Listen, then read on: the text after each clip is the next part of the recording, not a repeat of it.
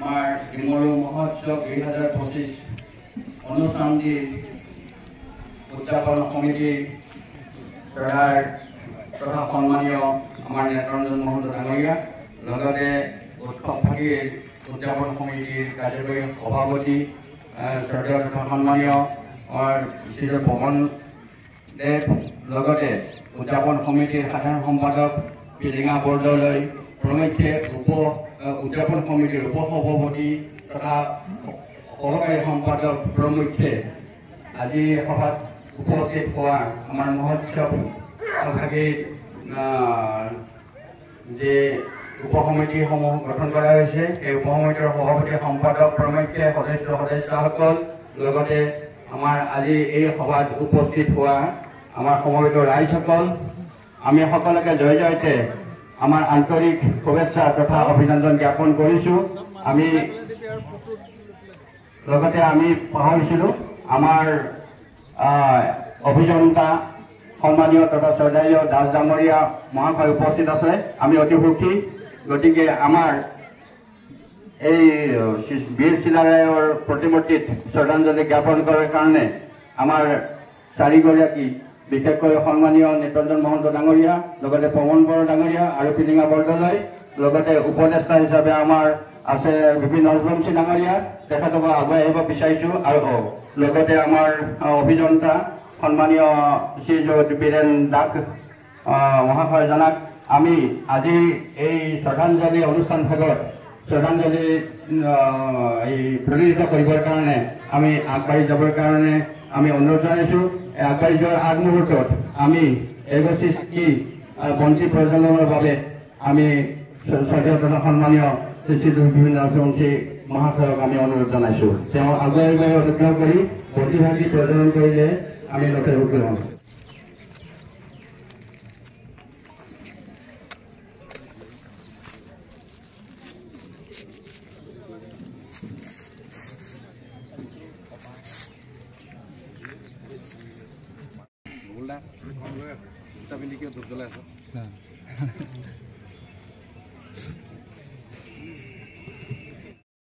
জনাইছে পিলিঙা বৰদলৈ শ্ৰদ্ধাঞ্জলি জনাইছে।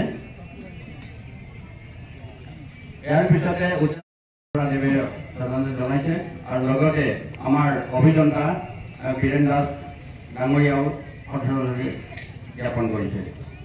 মই লোক নিৰ্মাণ বিভাগৰ অভিযন্তা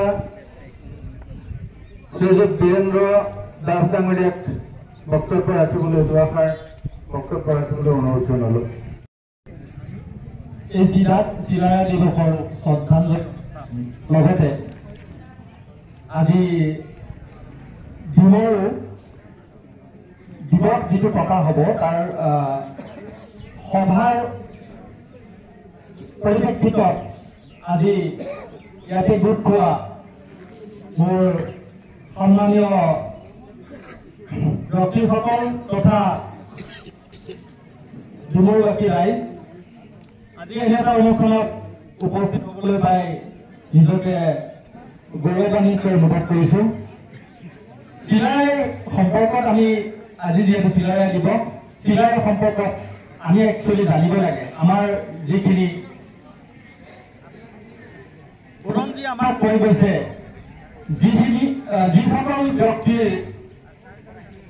অনুপ্ৰেৰণাত আজি অসমীয়া জাতিটো নিজকে অসমীয়া জাতি বুলি পৰিচয় দিব পাৰিছে সেইসকলক আমি জানিব লাগে।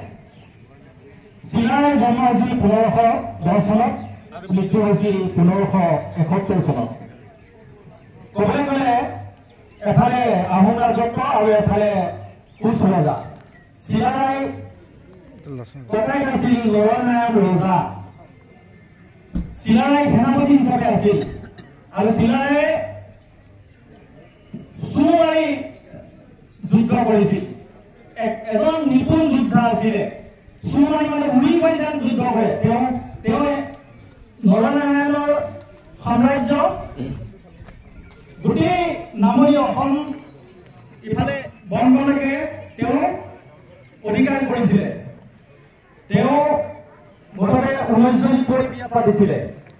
তাৰে এজনী শংকৰদেৱৰ শংকৰদেৱৰ ৰিলেটিভ আছিল আৰু যেতিয়া শংকৰদেৱে এখন নাম ধৰ্ম প্ৰচাৰ কৰিছিলে তেতিয়া নৰনাৰায়ণ ৰজাক লগোৱা হৈছিলে যে শংকৰদেৱে আমাৰ মানুহখিনিক ব্যভিচাৰ কৰিছে, আমাৰ মানুহখিনিক কিবা এটা বিজতৰী এটা ধৰ্ম জাপি দি পেলাই আমাৰ মানুহখিনিক বিপদে পৰিচালনা কৰিছিল।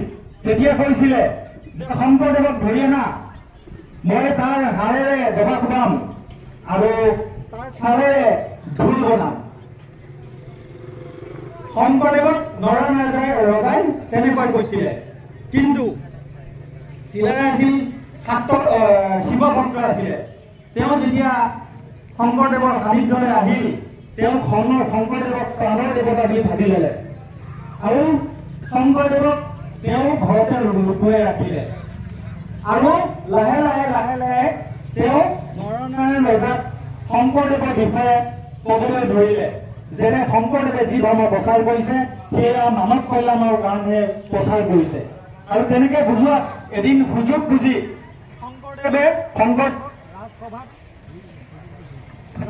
আমন্ত্ৰণ কৰিলে আৰু এই ৰাজসভাত শংকৰদেৱে যি এটা ভতিমা বৰগীত ভতিমা এটা গালে তাতে নৰনাৰায়ণ ৰজা ইমান আপ্লুত হৈ গ'ল যে তেওঁ শংকৰদেৱৰ ওচৰত শৰণ ল'বলৈ তেওঁ প্ৰস্তুত হ'ল। পিছত শংকৰদেৱে তেওঁক শৰণ নিদিলে, শংকৰদেৱে ইচ্ছামৃত্যু কৰিলে। গতিকে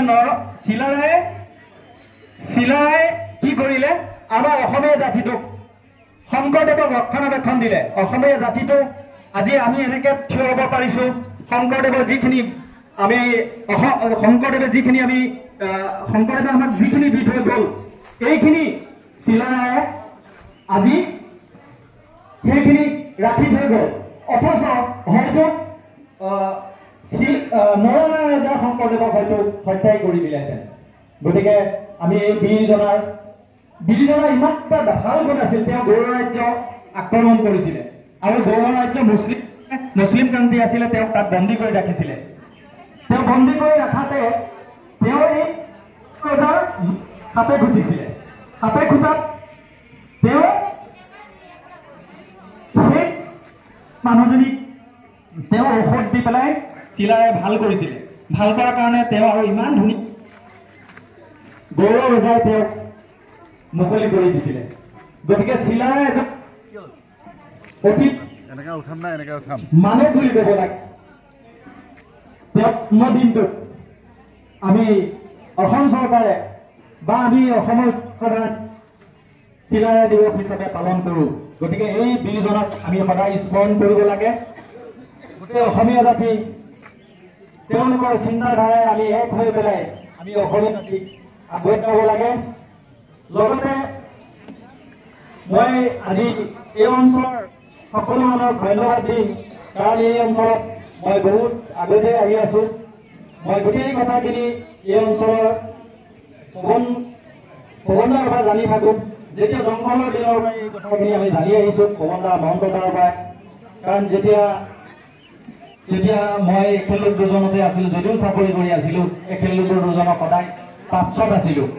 আৰু আজি এনেকুৱা ঠাইত বীৰ চিলাৰায় দিৱস পালন কৰিছে, আপোনালোকে ইমান সশ্ৰদ্ধাৰে পালন কৰিছে, সকলোকে মই ধন্যবাদ জনাইছোঁ। আৰু যি দিৱস পালন কৰিবলৈ লোৱা হৈছে সেই গোটেই অনুষ্ঠানটো সফল হওক তাৰে কামনা কৰিলোঁ। আৰু কোনো বক্তব্য সামৰি মাৰিও যদি কিবা কাৰণত ভুল ভ্ৰান্তি হ'ব পাৰে ক্ষমা কৰিবৰ কাৰণ ময়ো অকণমান সময় আগতেই এই চিলাৰায়ৰ সম্পৰ্কত অকণমান জানি পেলাই নিজে আপোনালোকক যি পাইছোঁ কৈছোঁ। ধন্যবাদ।